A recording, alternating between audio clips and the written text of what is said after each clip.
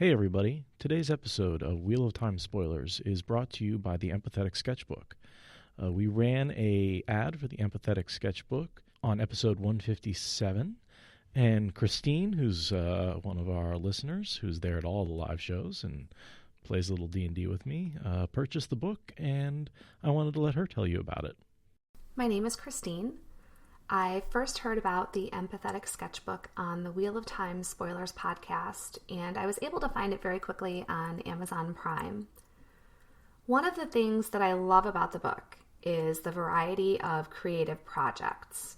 It's kind of like taking an art class in your home with some creative writing and self-exploration thrown in.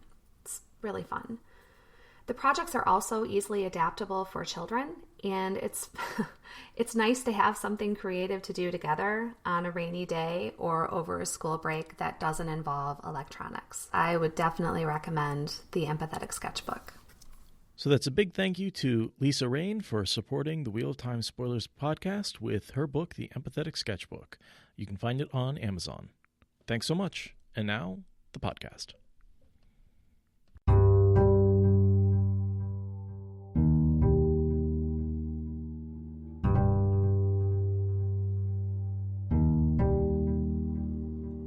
This is the Wheel of Time Spoilers podcast. Your hosts are Seth Jacobson and Patrick Heiler. Hi, I'm Seth. And I'm Patrick. So Chapter 10. Yeah, let's do a quick introduction. Guys, this is Daniel Green, who you remember joined us last time, the famous YouTuber. For Chapter 9. And he's joining us again for Chapter 10. Blessed with the presence. Saying famous YouTuber is very, very generous. I was wondering if you'd pick up on that one. Hey, I can afford to be generous. It's just words. I suppose I'll break in, then, to Chapter 10 of The Shadow Rising. The stone stands, and our symbol is the dragon banner. Dead Aielmen lay at Rand's feet, tangled with the bodies of 3 very ordinary men in very ordinary coats and breeches. Ordinary-looking men, except that 6 Aiel, the entire guard, had been slain, some obviously before they knew what was happening, and each of those ordinary men had at least 2 Aiel spears through him. That was not the half of it, though. As soon as he pulled the door open, a roar of battle had washed over him, shouting, howling, steel clashing on steel among the red stone columns. The defenders in the anteroom were fighting for their lives beneath the gilded lamps against bulky, black-mailed shapes, head and shoulders taller than they, shapes like huge men, but with the faces and heads distorted by horns or feathers, by muzzle or beak where mouth or nose should be, Trollocs. They strode on paws or hooves as often as on booted feet, cutting men down with oddly spiked axes, and hooked spears, and scythe-like swords that curved the wrong way, and with them a Myrddraal, like a sleek moving man with maggot-white skin and black armor, like death made bloodless flesh. Somewhere in the stone an alarm gong sounded, then stopped with lethal suddenness. Another took it up, and another, in brazen tolls. The defenders fought, and they still outnumbered the Trollocs, but there were more men down than Trollocs.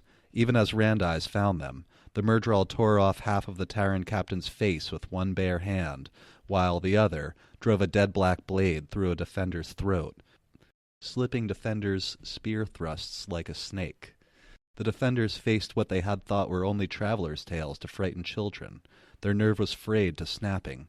One man who had lost his rimmed helmet threw down his spear and tried to flee, only to have his head split like a melon by a Trolloc's massive axe. Yet another man looked at the Myrddraal and fled screaming. The Myrddraal darted sinuously to intercept. In a moment, the humans would all be running. "Fade!" Rand shouted. "Try me, Fade!" The Myrddraal stopped as if it had never moved, its pale, eyeless face turning to him. Fear rippled through Rand at that stare, sliding over the bubble of cold calm that encased him when he held Sidene. In the borderlands, they said, the look of the eyeless is fear. Once, he had believed Fades rode shadows like horses, and disappeared when they turned sideways. Those old beliefs were not so very far wrong. Maggot-white skin. That one always gets me. Just in case you forgot what a Myrddraal was. They're badasses. Yeah, I mean, I feel like there's very much pointing that out. Like, here they are, just killing defender. This one guy, uses the fear gaze that freezes the defenders in place, and he's stabbing them and ripping throats out with somebody's his bare freaking hands. face off. Yeah, it's crazy. They are legitimately a horror monster. They're perfect. Because in the later books, they seem to really get undervalued. Just because once they start facing channelers, there's not a lot they can do. Right. Because then you have a golem, which is basically a fade that can not be affected by channeling. If we're being 100% honest, once gateways start being used as a weapon, no shadow spawn should really be a challenge. You can just split it in half. Game over. Like I've always wondered if that'd work on the golem. Just whoop. Okay. I imagine the gateway would unweave. Yeah. Okay. That probably seems right. Yeah. But you could still open it under its feet. Did you ever read the article 100 Ways to Kill a Golem? No, I did not. That sounds amazing though. But if you opened the gateway underneath its feet and had it fall into a volcano or something, that would work just fine. Well, I've always wondered why you don't just open a gateway to the bottom of the ocean where the water pressure is so intense that you would just have a cannon that could destroy anything of water and just, it'd be more effective than the volcano even. Yeah, and there's a whole pressure regulation system because so often they're opening up gateways between different elevations, and there should be just this incredible rush of air. So there has to be some sort of pressure regulator between the two various spaces to prevent that. But then the counter argument is, of course, Andral is able to use, the pressure of lava. Well, yeah, so the water would probably go through. Maybe Andral's got a stock AK-47 and he's just modifying it to be fully automatic, That's what I'm thinking. Is it's not to that take complicated away the of a regulation. Yeah. Modifying it to be less safe. Yeah, but the gateways, I tried to make a D&D campaign based off of Wheel of Time, and once my party figured out how hacky gateways can be, it was over. It's just the whole game broke apart. Murderall's here. All right, I split it in half. Okay. Fine. So Rand walks out into chaos, challenges the Murderall, and he sees a group of Terrans trying to rally a little group together. And Rand's goal is to get to these defenders and keep them together for the time being, at least. Mm-hmm. It's a great character change signal for the reader in Rand at this moment. He just immediately faces off with the Murderall, no hesitation. He's not scared of that anymore. It's just, all right, let's do it. He's very accepting of what he has to do. This is second stage Rand. The first stage Rand is him on his journey from a farmer to a hero, and here we have a hero who's becoming a king. And a hero doesn't worry about facing down Murderall. I'm skipping ahead a little bit, but I really like this is like Rand becoming leader in a moment. He has this thought like, well, they did two things I said. Let's see if they'll do a third. And he just turns around and starts walking. He's like, follow me. And he has no idea if they're following him or not. That moment really could be played for laughs very well. I still think in terms of the phases of Rand people talk about, I always felt at this point he was kind of in a bit of a transition. There's still like a bit of hesitation. He's not quite that King Rand. I don't know. It's just I was just gonna make a comment about that, but now it seems out of place. No, I always talk about the Rand farmer to hero, hero to king, king to emperor, and then sort of emperor to god. Yeah. Well, there's also the Mad Rand that slips in there, and yeah, and I always think that's emperor. I always thought that was kind of like Emperor Rand, Darth Rand. Yeah. Oh, that's okay. Emperor or Darth Rand. Yeah. Yeah. I don't think Farmer Rand ever wholly leads him, but that's me getting gushy and emotional, and I'll move away. Oh, sure. I don't, and I'm not going to say like there's these hard break points or that he totally abandons one and becomes the other, but yeah, he's still Rand, the farm boy, but yeah. He's Rand the farm boy god at the end,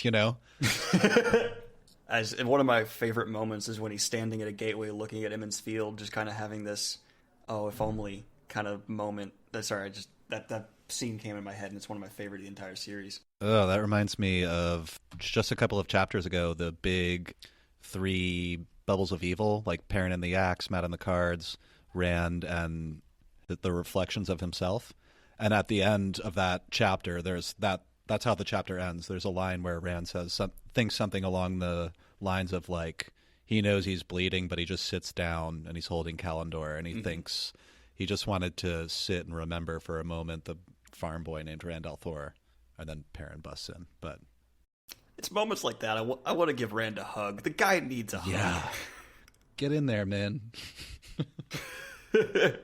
But so he approaches these defenders who are struggling at the time. He kills a Myrddraal, which is like, of course, continues to not die and just flail around wildly. And the men are like surrounding it and trying to do something. And Rand's like, don't bother. It's dead. And by the way, wipe your spear points because that metal's going to fall apart. I wanted to ask a little bit about his power-wrought flame sword and the fact that it doesn't go through a Thakandar sword. I mean, it does eventually. It did go through. But he fights for a while. Like, he doesn't just casually... Like, I feel like with the Trolloc swords, it's not even... You can't even parry his flame sword with a normal sword. It would just... Doesn't matter what angle you're cutting at. It's just a flame sword. It goes through metal. But the Thakandar sword has the ability to resist. That works for me. I kind of apply lightsaber rules where, like, lightsabers cut through most things, but sometimes you need to hit it 2 or 3 times, and you know, it's just you need to get enough heat. Right. And that's about it. I've always just seen it as basically a lightsaber, but Wheel of Time. Sure. I kind of saw it as so you have like your power wrought blade that, you know, like Rand's father's sword that I think would probably stand up better than the Thakandar sword, but that's the next step down. Mm-hmm. That's a good question. Would he be able to cut through like a power wrought blade with his flame sword? Yeah. I don't think so. I don't think so either. Ah, see. Yeah, it's indestructible. I don't think, because it's not Quendiar. No. And it melts when it gets thrust into Ishmael's chest. But I feel like that's true power related. Possibly. And true power has the power to degrade anything, even Quendiar. Yeah, but the swords definitely aren't Quendiar. No. Now I just want a Quendiar sword. Oh my god, yes. I have a Quendiar anything. Be awesome. Just Quendiar spoon. I can eat anything. So they're saying a Quendiar sword would be too heavy, but I bet you could make it just stupidly thin. You could make it like paper thin. Yeah. Be a razor blade. You could almost just make like a single string and have it just like be stiff. Yeah. And use that to cut in any direction. Just have the edge. Nothing else part of the blade, just the edge. And it's Quendiar, so it cannot break. Mm-hmm. That would work.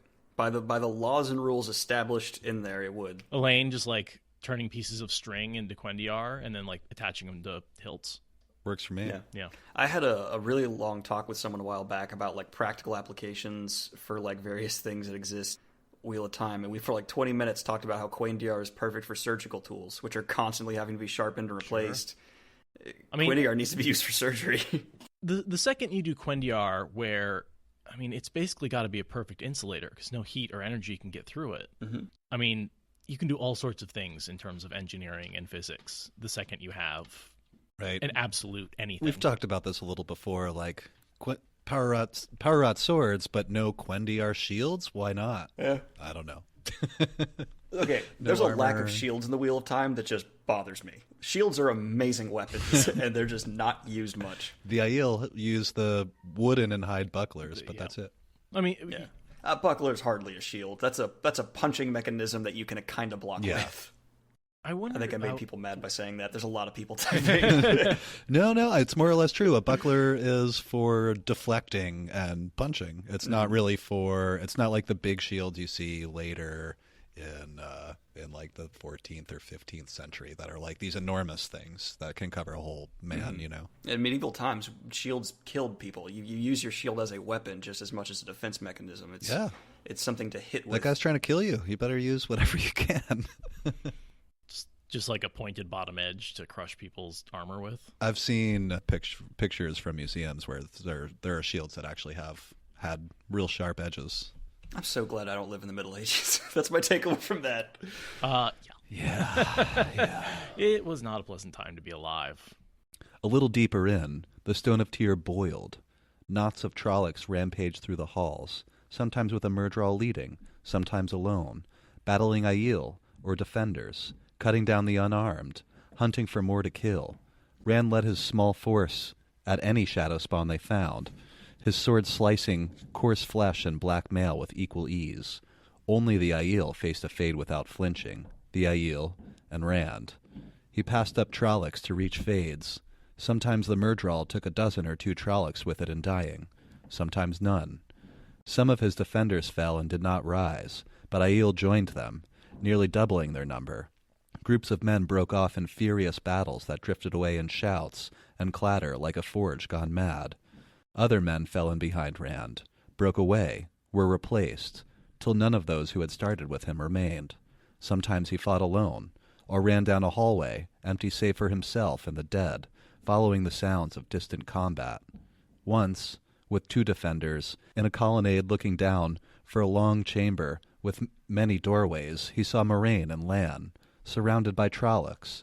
The Aes Sedai stood, head high like some storied queen of battles, and bestial shapes burned into flame around her, but only to be replaced by more, dashing in through this door or that, 6 or 8 at a time. Lansword accounted for those who escaped Moraine's fire. The warder had blood on both sides of his face, yet he flowed through the forms as coolly as if practicing before a mirror. Then, a wolf-snouted Trolloc thrust a Terran spear toward Moraine's back. Lan whirled, as though he had eyes in the back of his head, taking off the Trolloc's leg at the knee. The Trolloc fell, howling, yet still managed to thrust spear point at Lan just as another clubbed the warder awkwardly with the flat of his axe, buckling his knees. Rand could do nothing, for at that moment 5 Trollocs fell upon him and his 2 companions. I'll cut it off there. But that was kind of the, flowing, roiling madness of battle that I was talking about. It's like you see somebody, you go to help them. By the time you get there, everybody's gone. Yeah. Because you're in the middle of a battle, and there's just stuff going on in every direction. And it's, I just thought that was a cool illustration of what it would feel like, the confusing nature of all that chaos. Also seeing Lan get, almost in trouble, I mean, the way Rand makes it sound like there must have been a small wall of bodies surrounding them at that point. Saying they're getting rushed 5 or 8 at a time from different doorways, and Moraine's blowing them to smithereens, and Lan's killing some of them. Unless that was all in his plan. In whose plan? Lan. He just made it look like he was in trouble, but he was really just about to kill those Trollocs. He was just he wanted to be down on his knees with the thrust coming at him just for the situation he wanted to be in. Come a little closer, Shadow Man. Exactly. Keep your enemies Lan close. has 3 modes: cuddle Nynaeve, kill people, look stoic. That's the 3 things Lan does. And call Rand a sheep herder. I bet he doesn't look so stoic while he's cuddling Nynaeve. He's cuddling Nynaeve, just still stone-faced. Well, he's not stone-faced, but stone something. Okay. Something that just stuck out to me while you were reading that, the whole Murdral needing to link Trollocs so that they have to be connected just to even trust them. It's a great representation of the Shadow's biggest problem, which is lack of trust among the Forsaken. Totally. It's literally from their footmen to the people at the top. They don't communicate. They have no trust. It's the flaw throughout the entire Shadow. Just no one actually has each other's The snake back. always eats its own tail. Yeah, pretty much. So, how earlier I was talking about how Murdral are basically corrupted channelers? I think of the bond with Trollocs very much as the warder bond done at large. Because, when you kill a channeler, often their warders don't outlive them. And it's more of an emotional trauma, but I think that, that emotional trauma corrupted is what creates the dying of the Trollocs. Why the Murdral Trollocs is die. killed. I think you're right on. You're hitting the nail on the head right there. Ogier Tendencies is pointing out that the Murdral bond can also be turned off and on. Another difference. Well, so I've never heard that. what do you mean turned off and on? That they're not bonded forever. Well, you don't have to bond a warder forever either. That's true. Maybe it's a perversion of the Shadow, just of the same bond, because it's not. I wouldn't call it as pure as an Aes Sedai warder thing. It's probably got some twisted. They kill people for making the swords. I'm sure they do something messed up as well for making the bond with the Murdral and Trollocs Probably. too. Yeah. There's probably some piece of the Trollocs that maybe gets eaten by the whatever. I don't really know. They make your socks wet in the morning or something. I don't know, something evil. Right. Zarth, that's kind of an interesting question. I'm pretty sure that I forget where I'm getting this from, but so someone correct me if I'm wrong. But the Forsaken don't know about the water bond. No, it's the water a totally bond's a new new thing. thing. That's right. But I mean, does anyone know? I don't care. Ishmael certainly knows about it. He's been around.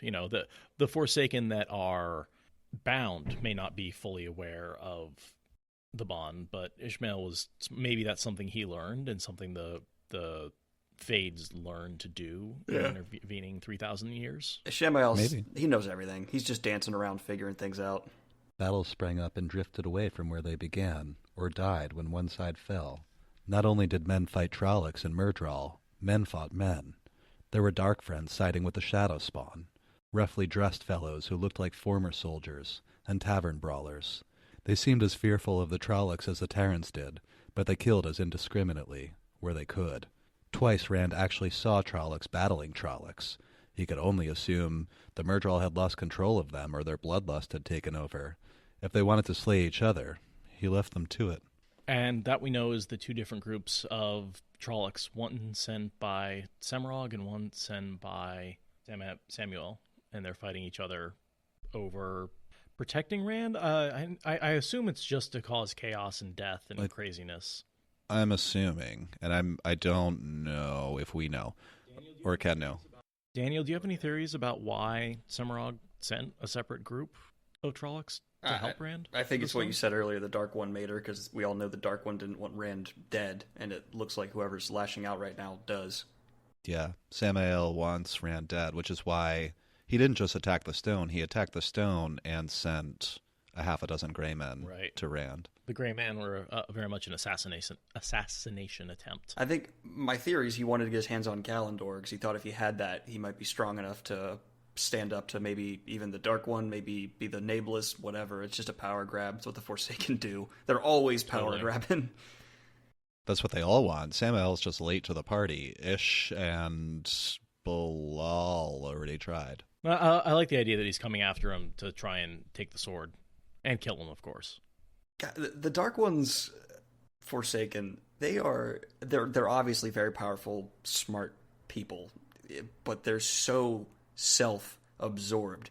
It's almost comical at times. Like they're just, it's bothersome in some parts of the series, because there's some points where it's just like, really? Like, you're gonna do that? Like, okay, I get it for someone like a Shamael who's broken kind of when we first meet him, but it just seems like there's a level of incompetence at times that's mildly bothersome. There's definitely a lack of communication, and they are just people, and they're bad people to begin with. I often think of, like, why can't they find any Angreal or Sangreal? That seems ridiculous that they have so much trouble. Just like, why can't they just pop into the White Tower and take their store? Especially, it seems like Masana should have totally had access to Angreal and Sangreal. She should have. That's borderline a plot hole. Yeah. So there's a few things like that where you're just like... I'm nodding, but I'm not saying anything. The bad guys are really more ineffective than they probably should be. Even the ones that, like, Grey Men should be terrifying, and they should kill many people throughout the series. I think they kill, like, one or two people. I think Grey Men... they killed a bunch of the maidens who were guarding the door here. I meant, like, main characters. Like, people who are named characters. Yeah. No, they're very useful. Like, same thing with, like, Drakkar. Like... They suck your soul if they touch you and give you a kiss, and it's like, and they can totally paralyze you, control your body, unless all of the reasons that they can't, Sure. So like Drakkar, they feel very useless to me, because it's like, oh, the crooning should be an awesome weapon, and it's like, except the channeler just negates it right away. I have a special soft spot in my heart for the scene where Perrin spots Grey Men, picks up, breaks a chair, and does some, like, WWE style reactions where he's just like, I'm going to use this chair, and I'm going to hurt these people. Wait, doesn't he rip the chair in half and then he uses one of the legs as a weapon? If I remember correct, even one of the Grey Men seeing that goes like, oh shit, like, this is going to get real. You are strong, big man. You ripped the leg off that chair like it was nothing. That's when he first meets Fael. Is it? Yeah, it is. Yep. That is. You're right.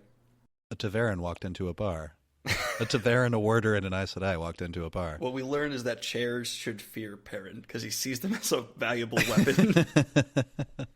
So there's a lot more of, like, Rand trotting down hallways, and he sees Trollocs fighting each other. At one point, he's taken off guard, and a Trolloc saves him, and then just kind of grunts and runs off in the other direction. He's like, did a Trolloc just save me? Maybe I'm going mad already, and this is just a crazy dream. On the first read-through, that's one of the most eyebrow-raising scenes in the whole series. Like, the first time you read that, you're like, I'm sorry, what? Excuse me, what? I think it really emphasizes that the Dark One's goal isn't to kill Rand, it's to turn him. Yeah. And you can forgive a lot of the Dark One's seeming incompetence when you understand that the goal isn't just to kill him. It's to actually torture him and make him miserable and make him unhappy and take away his friends and make him hard and turn him into Darth Rand. Mm-hmm. There's a lot of speculation on why that's a thing, though. Like, why does he want to turn Rand? I've seen a lot of theories. Oh, well, the one I fall down on is that the Dark One himself doesn't have the power to destroy the wheel, that he needs Rand to do it for him.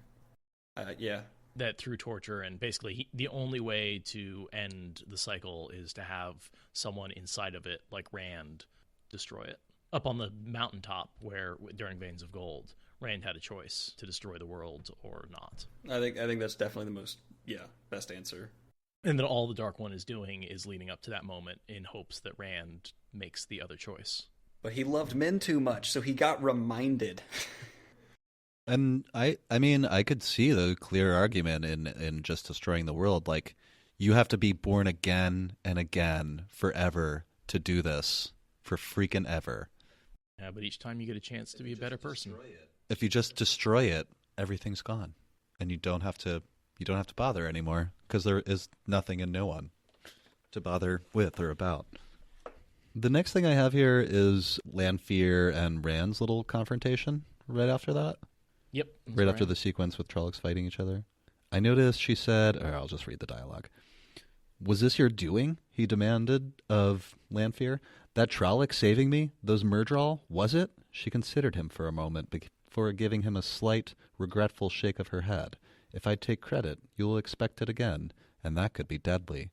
None of the others is really certain where I stand, and I like it that way. You can expect no open aid from me. Expect your aid, he growled. You want me to turn to the shadow. You can't make me forget what you are with soft words. He channeled, and she slammed against a wall, hanging hard enough to make her grunt. He held her there, spread-eagled over a woven hunting scene, feet off the floor and snowy gowns spread out and flattened. How had he blocked Egwene and Elaine? He had to remember. Suddenly he flew across the hallway to crash into a wall opposite Lanfear, pressed there like an insect by something that barely allowed him to breathe. Lanfear appeared to have no trouble breathing. Anything you can do, I can do better. Whatever you can do, Lews Therin, I can do, and better. Pinned against the wall as she was, she seemed unperturbed. The way she says, if I take credit, you will expect it again, is like the most Aes Sedai way to take credit without taking credit. Yes. Be like, oh, you'll expect it again. The again implies that she did it that time. Perhaps I did save your life. Maybe. No, she definitely has nothing to do with it.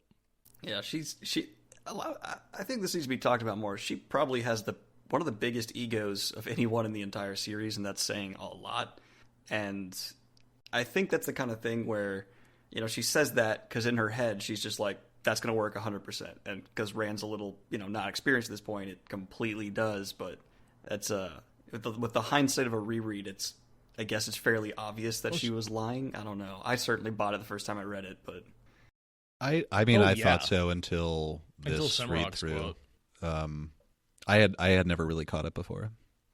So she points out to him that he's totally left Kalendor behind unprotected in his room, and if anyone knows where it is, they could just take it. Yeah. Like Lanfear. Literally anyone. He ran out. She could have just walked over and picked it up. Anyone could have. Yeah. Yeah. And she was in the room, Anyway, it seems crazy she didn't take it. But, she's definitely aiding him, whether it's just like pointing out like, hey, moron, you left the big gun sitting over there. My head canon for this, and I don't think by any means it's true, I think she wasn't sure if he had a trap on it. She doesn't know how much he knows yet. So she was like, does he? And then she said that to see if he sprinted back to like, oh no, and like ran back to like, solve that problem. And then as soon as he ran, she was like, oh damn it. Like, yeah, he totally didn't have a thing. I also wonder if maybe she doesn't want him to use it. Maybe, she wants him to be more powerful. So she wants him to just use Kalendor. She's like, you're being an idiot. She doesn't want him to kill himself with it either, Well, then he just proves too weak. I suppose. But she wants him in particular. She wants him powerful. Yes. I mean, she's got, like you said, she's got such a big ego. She thinks she can challenge the creator. A lesser man who can't even handle Kalendor? She would have made him a powerful baby. yeah, she would have. So they're laying there on the walls, or however you say that, pressing each other against them, and kinky. Talking about Kalendor. Lanfear reminds Rand that, Samael might steal it if he's here right now. Like, somebody like Moghedien would take it from you just so you couldn't use it.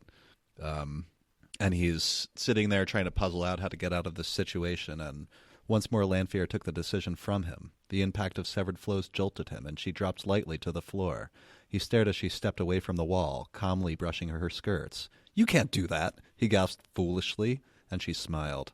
I don't have to see where the flows are to cut them. Yeah. Which I think is actually a really important point in terms of, if you know someone's trying to wrap you up with air, you can just cut out and cut through those flows without seeing them. Right. But you have to know they exist. Says, "I do not have to see a flow to unravel it, if I know what it is and where." So we get more sort of random encounters of other people as he's running back, Perrin and Fael. Mm-hmm. I like the little nod to their relationship, that they fight well together. Oh yeah, back to back. She's protecting his back, and I like that they're terrified of his eyes too. Perrin would be terrifying. The more bloodlusted Perrin is, the more gold in his eyes. Oh, I like that. It's a good theory.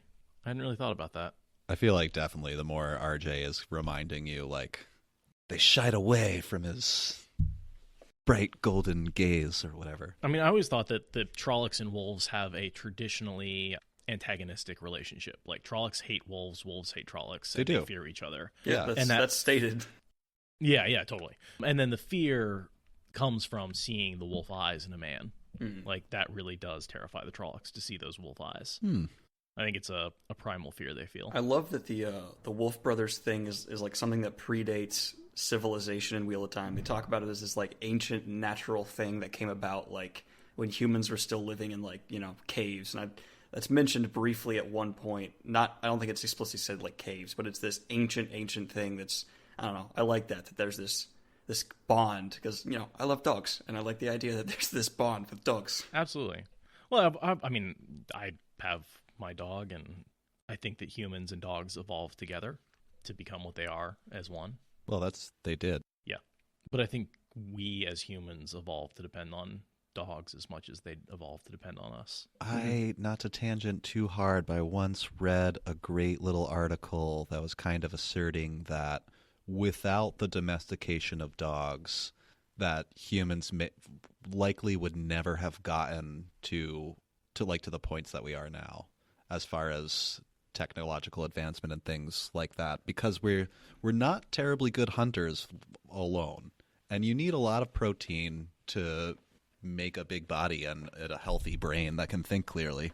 So that alliance, some people think. So the thread was basically saying that our bond with dogs made us better hunters, which helped us become smarter and develop civilization. Yeah, and it carried on and made us better at agriculture and herding animal and protecting our livestock, things like that. Well, I mean, I certainly think that all domestic animals have basically made modern life. Cows, pigs, sheep. Oh, sure. Dogs, this chickens. was just asserting that dogs utmost. So what you're saying is factually dogs are better than cats. That's what I'm getting here? Yes.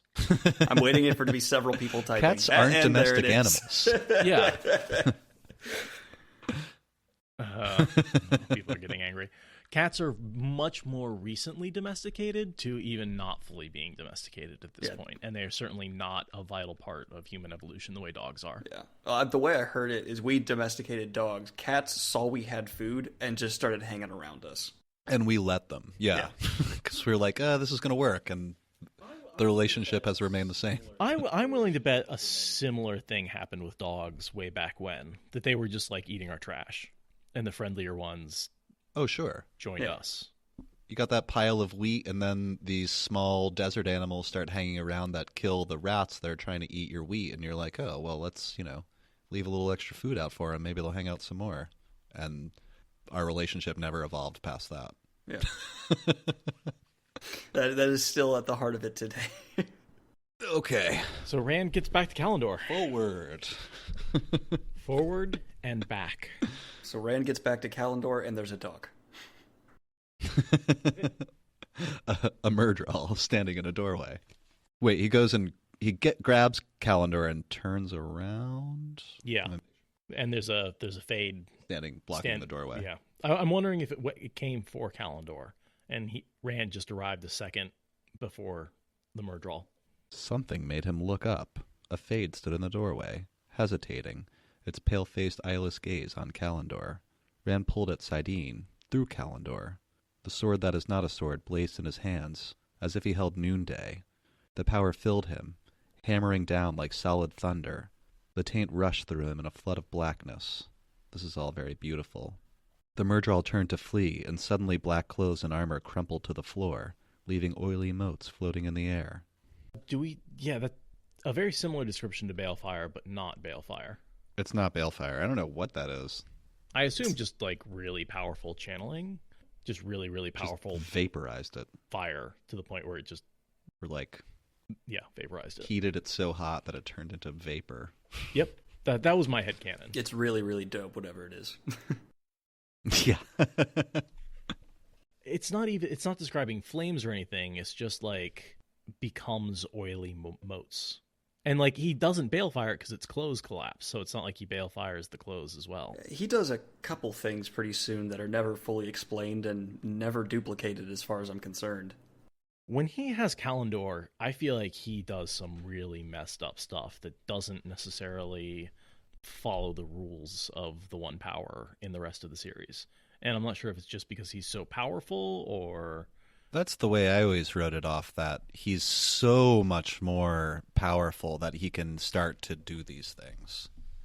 Like create a semi-sentient cloud lightning thing that flows through the stone and seeks shadow spawn. Yeah, Kalendor, I even have a whole video where I talk about this. I think it's an inherently evil, bad thing for Rand. I think it not only signals that there's about to be, like, some bad things happening with Rand as a character, because every time he comes back to it, it's got some pretty negative ramifications. I would go as far as to say it's a direct signal to the character that, like, bad character things are happening with Rand soon. And I think it's a direct correlation that the channeling and use of Kalendor funnels so much taint into him that he actually has to deal with this incredible flood of corruption and amplification of his madness whenever he uses it. It's funny, and to counteract that, you have to have female channelers with you, just re-emphasizing my whole, like, you guys gotta work together to beat the shadow, communication's key, like, it's just re-emphasizing that, like, work together, be as one. If there's one theme this book has, is balance. Balance between men and women is a huge theme of the books, and all of the characters fail repeatedly until they start working with the opposite sex. Oh, yeah. Sidene and Sidar, Shadow Light, male, female. All the most powerful acts are accomplished. The cleansing. Yeah, that's a great example. Yeah. I was about to say, I love when Rand and Nynaeve work together. There's just something epic about that. They're great together. Well, and they're both, I was going to say the most powerful channelers of their gender, but that's not true. There are more powerful female channelers than Nynaeve, just not very many. I thought she was on top outside of the Forsaken. No, there is Olivia, one of the Soldom, is discovered she's like 500 years old and actually is able to channel more. Domine? What do I call her? Soldom, yes. She's Damani, and she actually does have more power than Nynaeve in terms of raw strength. Yeah, but Nynaeve is just more stubborn and would probably still win. I refuse to accept you're beating me. I win. Oh, and they're saying Talene, one of the women novices in the White Tower, has more potential than Nynaeve. The old woman, right? The grandma. Yeah.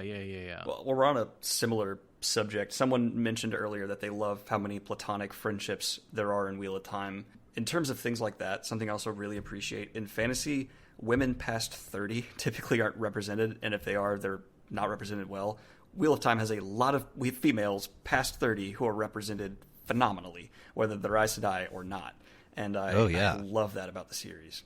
Some of those are my favorite characters. Like Sora Leia was always one of my favorite characters, just because she is like an old, scrawny woman with no real... Well, she has a very small ability to channel. Mm-hmm. But she's such a powerful character that, you know, without muscles, without crazy magic powers, she's still a force. Yeah. I always liked Seattle Anne, the woman who is no longer, the former channeler who was stilled. What was the name again? Satala? Oh, I think I always called her Satal. Damn you, Robert Jordan, and your names. Satalanan. Yeah.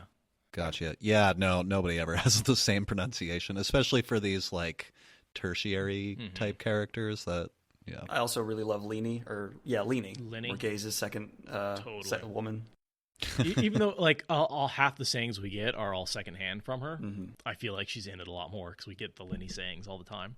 She's just charming. Like, I like her. One quote that always really stood out to me is just, like, one of my favorites maybe in the whole series. This is a little ridiculous, but she says, even if I did just make that up, at my age, it's still an old saying. I love that so much.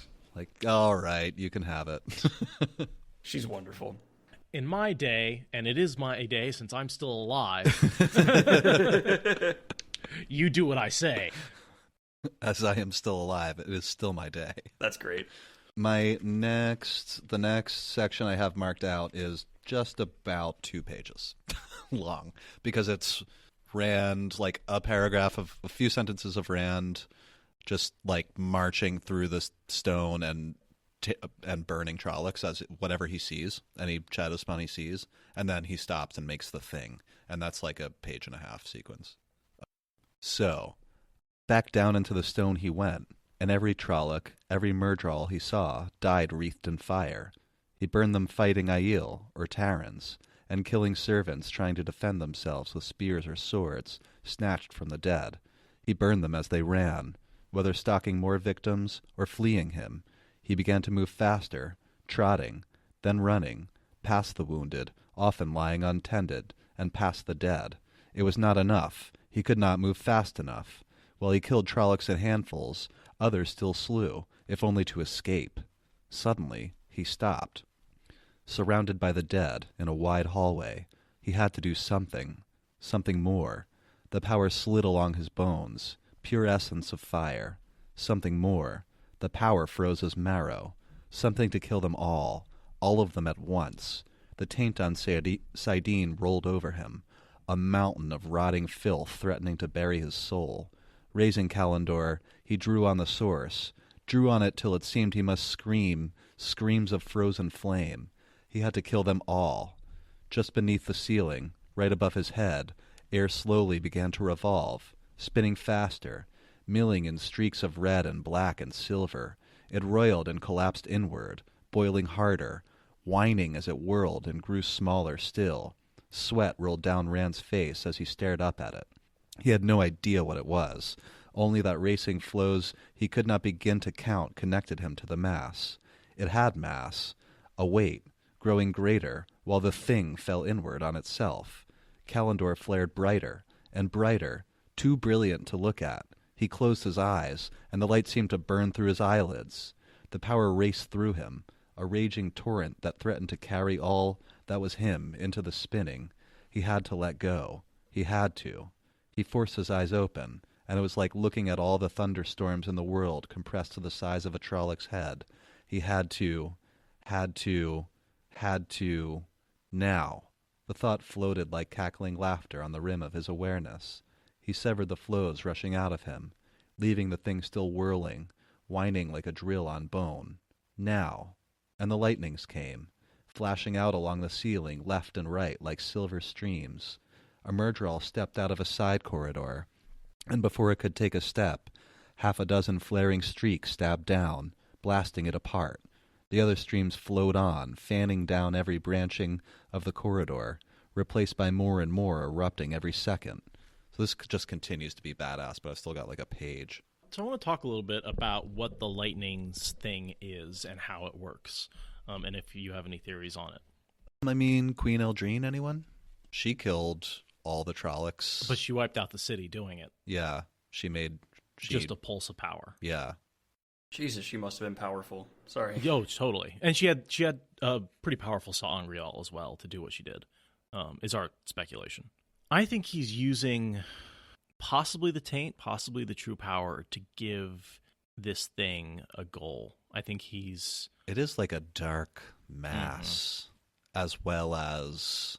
Because normally you can't channel where you can't see. There is no way for him to, he's channeling and creating this thing, this it's bubbling like mass of lightning that has its own motivations. And those motivations are to kill and attack Trollocs. It's like the Black Wind, but it kills Trollocs only. I was going to say Black Wind and Mashadar. I feel like this has some elements in common with that. It's smaller, less sentient, but, it's like a tiny thunderstorm. And when he channels it and creates it, but he's done channeling when he loses it. He doesn't control where it goes. Yeah. This is one of those, big unexplained things that I always would love to know how he did it. Moraine says, I would not think the thing you did would be possible. And I also agree. Like, this is crazy impossible. But Kalendor seems to make the impossible possible. And I like that you just brought that up, that we can consider that Rand is using the true power. It's really not out of the question.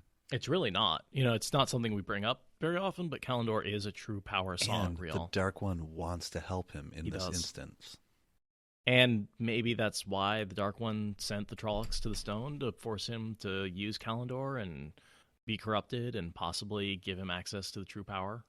I honestly don't think he's using the true power, because that is often described as like a totally different sensation. Yeah, I was about to push back hard on that, because the way he describes using the true power, it very much so a first-time experience for him. I have to agree with you on that, but I wanted to bring up the possibility that he was using it. Fair. And I certainly do think Kalendor is somehow negatively influencing Rand. That's something I've thought since first read through. I was like, Kalendor's an evil object, in my Weird opinion. things happen whenever he uses it. Well, it lacks a buffer, and he goes a little crazy from just over power usage. Like, there's something, using Kalendor makes him think he can do anything in ways that not even the Chosen Call corrupt his mind, even though they're more powerful. Yeah, but those have they're a proper sangreal. Whereas Kalendor isn't in some ways. It's got more than one flaw. It's special and different. Rand had not a clue to what he had made or how it worked. He could only stand there, quivering with the power that filled him, with the need to use it. Even if it destroyed him, he could feel Trollocs and Myrddraal dying, feel the lightning strike and kill. He could kill them everywhere in the world. He knew it. With Kalendor, he could do anything. And he knew trying would kill him just as surely. The lightnings faded and died with the last shadow spawn. The spinning mass imploded with a loud clap of inrushing air. But Kalendor still shone like the sun. He shook with the power. Moraine was there, a dozen paces away, staring at him. Her dress was neat, every fold of blue silk in place, but wisps of her hair were disarrayed. She looked tired and shocked. What you have done, I would not have believed possible. Lan appeared, half trotting up the hall, sword in hand, face bloodied, coat torn. Without taking her eyes from Rand, Moraine flung out a hand, halting the warder short of her, well short of Rand, as if he were too dangerous for even Lan to approach. Are you well, Rand? Rand pulled his gaze away from her, and it fell on the body of a dark-haired girl, little more than a child. She lay sprawled on her back, eyes wide and fixed on the ceiling, blood blackening the bosom of her dress. Sadly, he bent to brush strands of hair from her face. Light, she's only a child, he's thinking. I was too late. Why didn't I do it sooner? A child! I will see that someone takes care of her, Rand, Moraine said gently. You cannot help her now. His hand shook so hard on Kalendor that he could barely hold on. With this, I can do anything. His voice was harsh in his own ears. Anything! Rand, Moraine said urgently, He would not listen. The power was in him. Kalendor blazed, and he was the power. He channeled, directing flows into the child's body. Searching, trying, fumbling, she lurched to her feet, arms and legs unnaturally rigid and jerky. Rand, you cannot do this. Not this. Breathe. She has to breathe. The girl's chest rose and fell. Heart has to beat. Blood already thick and dark oozed from the wound in her chest. Live, live, burn you. I didn't mean to be too late. Her eyes stared at him, filmed, lifeless. Tears trickled unheeded down his cheeks. She has to live. Heal her, Moraine. I don't know how. Death cannot be healed, Rand. You are not the creator. Or the Dark One. Staring into those dead eyes, Rand slowly withdrew the flows. The body fell stiffly. The body. He threw back his head and howled, as wild as any Trolloc. Braided fire sizzled into walls and ceilings as he lashed out in frustration and pain. Sagging, he released Sidene, pushed it away. It was like pushing away a boulder, like pushing away life. This is one of the best moments of the whole series. Okay, so all right, let's. I'm gonna get into this. So I mentioned in the last episode, I believe, or maybe it was this one. They're blending a little. I apologize. That happens. I mentioned the stress Rand was under. Like it's an unimaginable amount of stress this borderline child is putting up with. I know you compare myself at 20 to where I am now. Whole different thing, and I'm sure when I'm 26, looking back at 23, it's going to be like pretty different. Wait till you're 36. But I love this moment because for Rand, he wants to just keep trying. He wants to make all the difference. He wants to just be the dragon. You know what I mean? There's so much effort put forward, and he's trying, but this is in his mind an absolute failure, and it's one, informing the reader on what, Rand is as a person here. It drives home another point that he values human life and more female life over anything. Like he is just, and a child on top of that. And seeing him lose it like this, it reminds me of, this is something that people really do. I mean, he's absolutely going to lose it at this moment because it's proof in his hands that he cannot do what he must perfectly. There will be death. He cannot prevent it, even if he uses Kalendor and basically semi-breaks reality with what he just did. He will fail at times. And that is hard to accept. And so he just breaks. There's a floodgate of emotion. I absolutely love it. And the fact that after this, he seems somewhat different. There's it's almost like he took a deep breath after this. It's like there was a little bit of a vent, and it's very realistic that's a venting afterwards, and then there's a build-up again, I guess. It reminds me of real life. This is what poorly dealing with things like anxiety look like. So that's my little rant on this scene. I think it's perfect. I think it's incredible, and it's an amazing evolution of a character. Oh, I love it. I think it affects him drastically. What I'd push back on is his reasons for doing it, for starting. Mm-hmm. I think the reason he thinks he can actually help this girl is the taint and the corruption that he's experiencing from just this massive dose he got while pulling on Kalendor. And that's, you talk about the madness ebbing and flowing. I think in this point it's ebbing quite a bit, or flowing. I forget which one's which. The one where it's getting bigger. Yeah. I think that if, Moraine looks at him and is like, are you okay? Because there's obvious insanity in his eyes. And, I agree with everything you said about the effects this moment has on him. But I think the reason that he reaches out and thinks that he has the ability of the creator to bring this girl back to life is because he's not thinking rationally due to the incredible amount of taint and corruption flowing through his head. We're in a complete agreement. I think right this moment as we're talking about, the flow is there, and it's corrupting what already would be a terrible state for Rand. It's Agreed. Both together, and it's why it's such a drastic moment. We're complete agreement on that. It's I'm digging all of this. It's one of those moments where the first time I read it, I literally closed the book, put it down, and sat and thought. It just had that about back on me. I was like, God damn. And this is a moment that he sits and thinks on a lot. Yeah. I mean, the girl's body. It's why he stops using Kalendor. It's why he puts it in the stone and abandons it. Is because of this scene.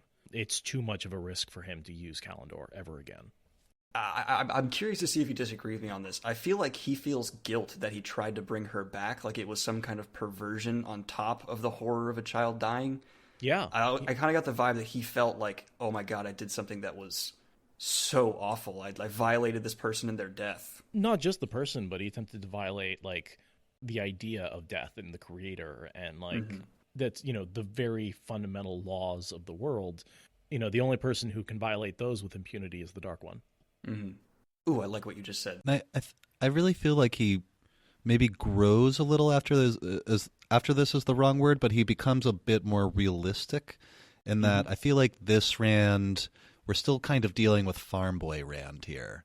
And he has a very kind of, I feel like, a childish way of seeing his role in this whole thing when he thinks that he has to protect literally every single person everywhere all of the time. That's ridiculous. Nobody can do that. But I feel like that's where he's at, and he feels like it's all on him. He's the Dragon Reborn. He's the one that has to save the world and destroy the world. But what he wants to do is just protect everyone from himself and from everything. But it's just impossible. Beautifully put. And it's accepting failure as inevitable is a real grow-up moment. I think you're exactly right. Yeah, you have to accept some level of failure. That was like a big point for me in my development, my personal development, that like learning that it's acceptable to fail, like in these certain ways and situations, because you just have to count that in as part of the math of life. It's just kind of like the Aiel acceptance of death. Yeah. No, you're gonna die. You have to. Yeah. Doesn't matter. Might take a while. Doesn't matter. Learning that and accepting it is a big part of growing up. Right. Reiterating my point from before, the Aiel are right about everything. Yeah. Except about the red hair. They screw that one up. Red hair is awful. Red hair people are assholes. As someone who primarily dates redheads, you and I need to fight. Patrick's a redhead, too. Oh, yeah. Radio's a redhead. My last girlfriend was a redhead, so yeah. Patrick, we'll go get a drink. It'll be great. So, anything else to say about the failed healing? I always wanted to know a little bit more about the little girl. I assume she's just the daughter of a worker. Anything about, is she noble? Can we even tell if she's noble or not? I think we know nothing. I think it's supposed to be anonymous, but I always wish there'd been like a moment of, oh, she brought me my punch, because they're always drinking wine and punch and crap or whatever. I think it works better as an anonymous child, because then she represents all children.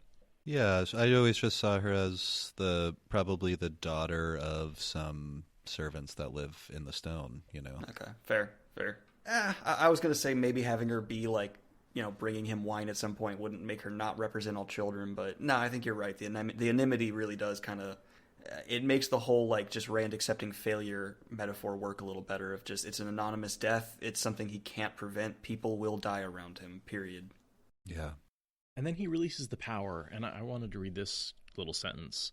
The taint remained, though, a stain weighing him down with darkness. So even though he lets go of power, all of the taint that he took in during that time, he can feel it. I mean, often he talks about like the taint like seeping into him, and he can feel it a little bit, but this is just this massive amount of taint seeping into him. I think it's a big part of why he changes over the next couple of books. I'm sorry, I'm resisting making a taint joke right now because they happen in my Discord server all the time. It's natural. Yeah. It just, we've got to do it every now and then. When you say massive taint, come on. What's really funny to me is I read these books long before I was aware of the term taint as a vulgar term. Yeah. And so I actually have a hard time remembering that taint is actually like...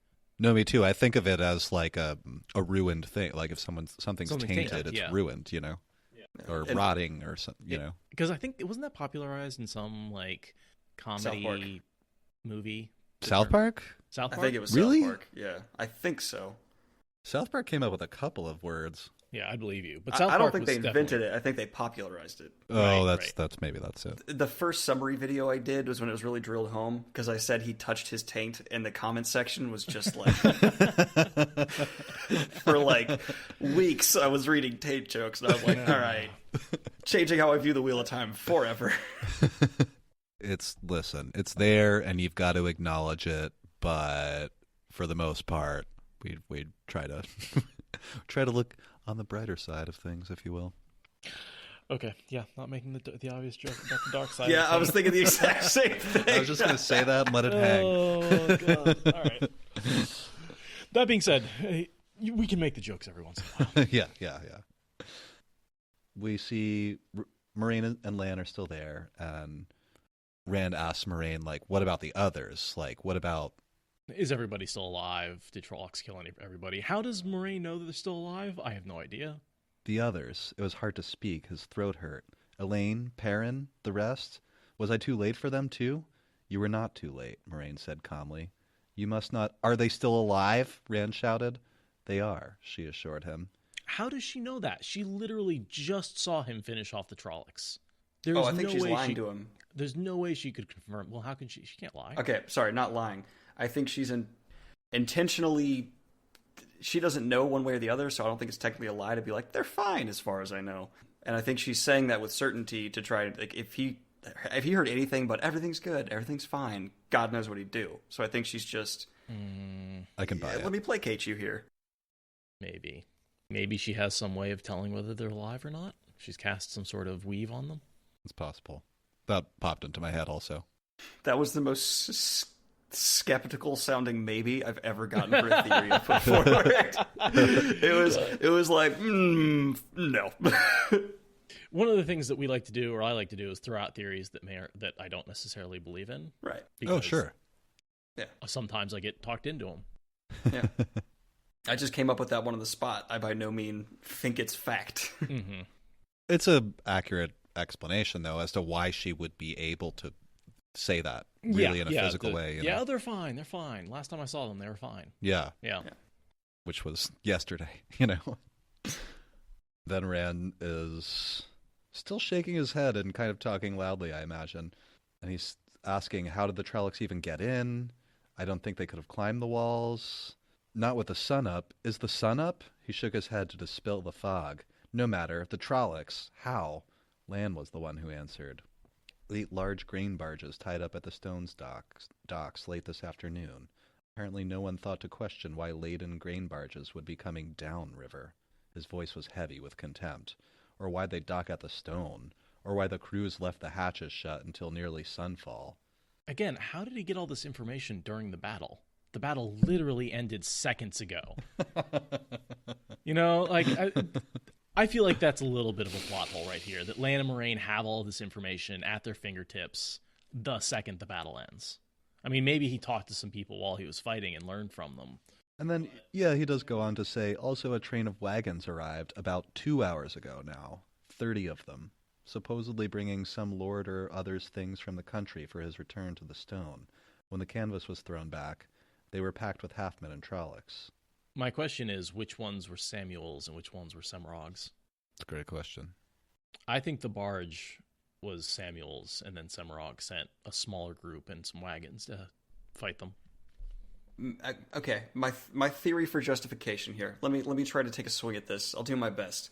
So, when all this is happening, it seems like Robert Jordan takes time to show time is passing. Like, Rand is fighting, he's seeing people, he's fighting again. It's going to take you, between seeing Perrin and Fail and seeing Lan and Moraine, maybe an hour passed.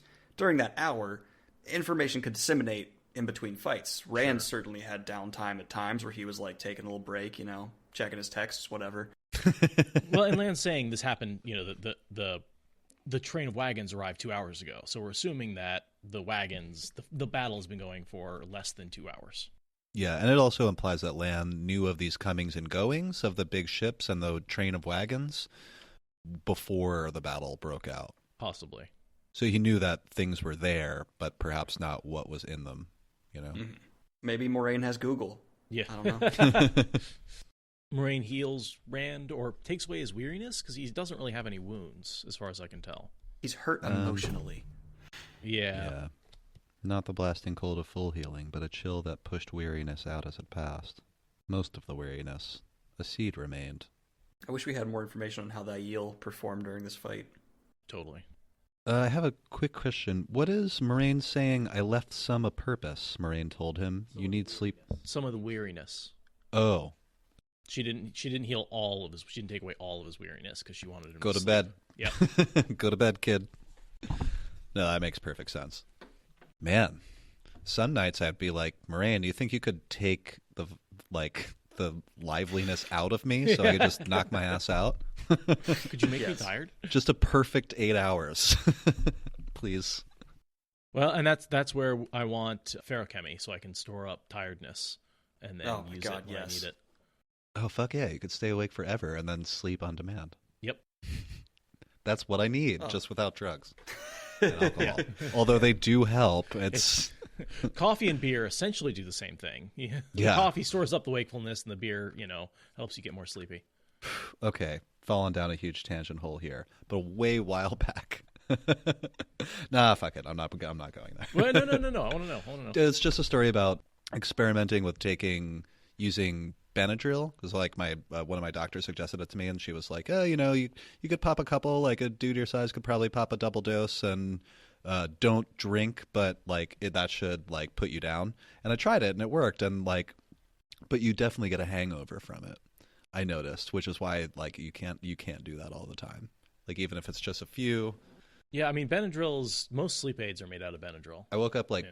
kind of fucked up one morning, like drunk almost. But you also would wash them down with booze. Sometimes. Yeah. My drugs and alcohol speech. Remember, kids, if someone offers you drugs, say thank you, because drugs are expensive. Yeah, Jesus. Just Remember be a when you nice were a guy. little kid and they told you during Halloween people would offer you free drugs? Right? That's not a thing. Now I'm like, really? Where? Or the whole the whole razor blades in candy is a myth. Yeah. So Wheel of Time, no. I left some a purpose, Moraine told him. You need to sleep tonight. Sleep. There was too much to do to sleep. But he gave another nod. He did not want her shadowing him. Yet what he said was, Lanfear was here. This was not her doing. She said so, and I believe her. You don't seem surprised, Moraine. Would Lanfear's offer surprise her? Would anything?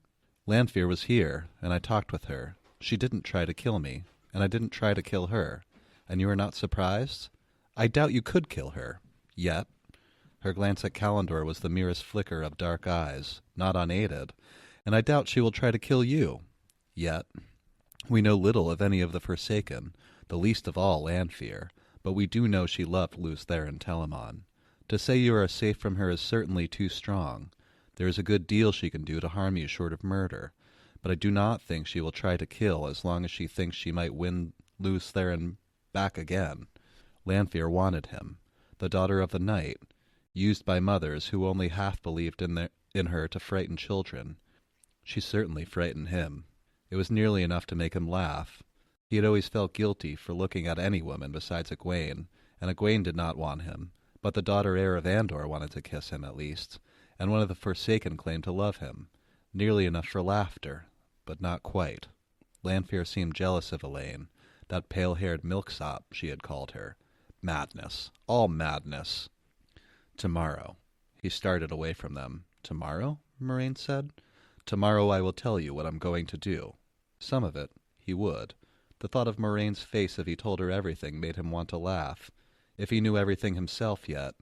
Lanfear had given him almost the last piece without knowing it. One more step tonight. The hand holding Kalendor by his side trembled. With that, he could do anything. I'm not mad yet. Not mad enough for that. Tomorrow. A good night to us all, the light willing. Tomorrow he would begin to unleash another kind of lightning. Another lightning that might save him. Or kill him. He was not mad yet. Bam. You gotta trust a guy who thinks, I'm not mad yet. Like 4 times in a couple of paragraphs, yeah. He just keeps trying to insist to himself that he's not crazy. Yeah. Robert Jordan really liked repetition to emphasize points. Especially when his characters are wrong. Yeah. And I did notice During the readout, Rand thinks that pale-haired milksop Lanfear had called Elaine. Nope. Ileana. Nope. Wrong. I think he's crazy as hell, and I think he's getting crazier, moment by moment. I think I'm gonna stick with my ebb and flow theory. That's fair. I like it. A bit like tides. I think this is a moment where it's ebbing, flowing. Yeah, and especially with the flow is real here.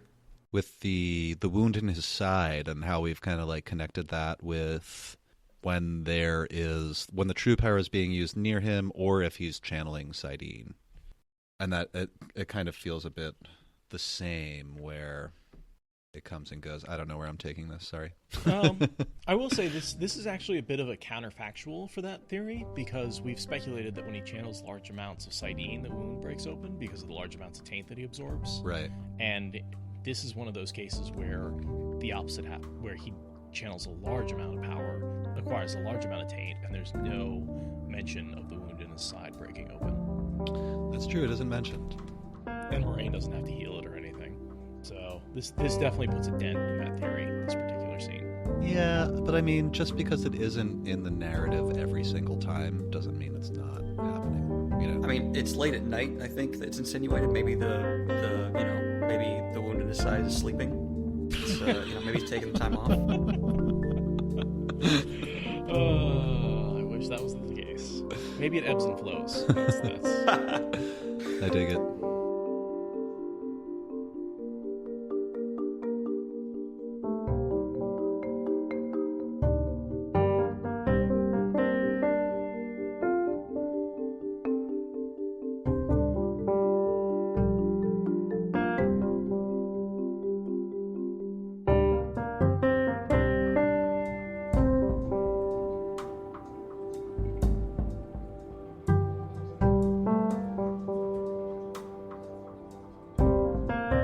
I told this story recently, but I recently got an ego check. I was in a Barnes & Noble, and I heard someone say, "Daniel?" And I was like, no way. And I turned around, and someone found their other friend named Daniel, and I was like, oh, okay.